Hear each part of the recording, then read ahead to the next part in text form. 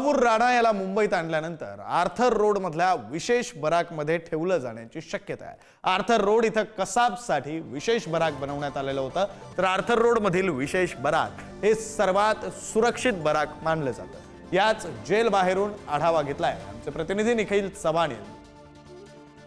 11 हल्ल्यातील मास्टरमाइंड असणारा तहव्वूर राणा याला भारतामध्ये आणण्यात येत आहे आणि भारतामध्ये आणत असताना एनआयची स्पेशल टीम त्याला या ठिकाणाहून मुंबईमध्ये घेऊन येते।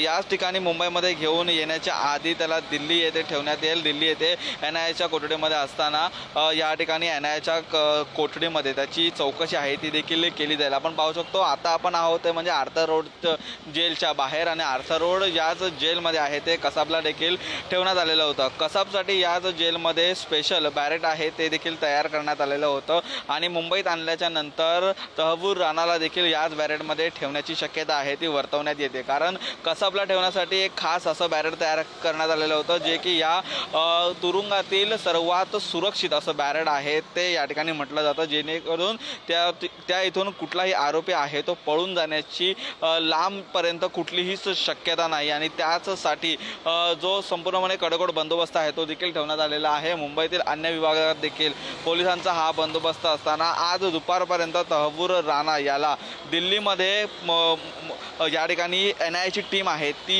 घेऊन येण्याची शक्यता आहे ती वर्तवण्यात आलेली आहे। त्यामुळे मुंबईतील सर्वच ठिकाणी आहे तो पोलीस बंदोबस्त आणखीन स्ट्रॉंग ठेवण्यात आलेला असून आपण या ठिकाणी आहे तर ती आर्थर रोड जेलच्या बाहेरची दृश्य पाहतो। संदीप भारतीसह निखिल चव्हाण, पुढारी न्यूज, मुंबई। तहव्वूर राणा हा भारतामध्ये पोहोचलेला आहे, त्याच्या अटकेची प्रक्रिया सुरू आहे। त्याला मुंबईमध्ये आणलं जाईल त्यावेळी याच आर्थर रोडच्या विशेष बराकमध्ये ठेवलं जाण्याची शक्यता आहे। हे विशेष बराक हे सुरक्षेच्या दृष्टीने सर्वोत्तम मानलं जातं। लाया जा रहा है पर 15 साल अभी 12 साल क्यों लगे? केंद्र सरकार आके यहाँ पे बैठी है। 15-12 साल से केंद्र में सरकार है, 11 साल से, तो ये क्यों नहीं हुआ? अब चुनाव के वक्त अगर लाते हैं दाऊद का फिर क्या हुआ? अब ये सब बातें इसलिए इम्पोर्टेंट है कि कॉरपोरेशन के चुनाव है उसका राजनीति करके खुद का फ़ायदा करने के लिए इसका उपयोग नहीं होना चाहिए और उसको फांसी की सज़ा देने के लिए तत्परता सरकार बताए और जल्द से जल्द उसको फांसी दे। टिप्पणी से मैं बचूंगा, पर श्रीमान खरगे जी आज़ादी की लड़ाई के साथ अन्य लड़ाई को न जोड़े। किस चीज का वॉर है? कांग्रेस के शासनकाल में हर दूसरे दिन भ्रष्टाचार होते थे, करोड़ों रुपए के घपले होते थे।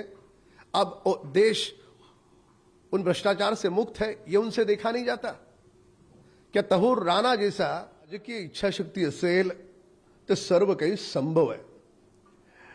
आपल्याला आदरणीय नरेंद्र मोदीजींमुळे हा तहव्वूर राणा याला भारतात आणणं आपल्याला शक्य झालं। आतापर्यंत काँग्रेसचं सरकार एवढी वर्ष होतं, का नाही आणलं त्यांनी? कोणी अडवलं होतं त्यांना? कारण राजकीय इच्छाशक्तीच नव्हती। आणि मला म्हणायचं नाही पण अजूनही आम्ही विसरलो नाही आहोत की काँग्रेसच्या सत्तेच्या काळात हे त्या हरामखोर कसाबला बिर्याणी भरवत होते, ते काय आणणार राणाला?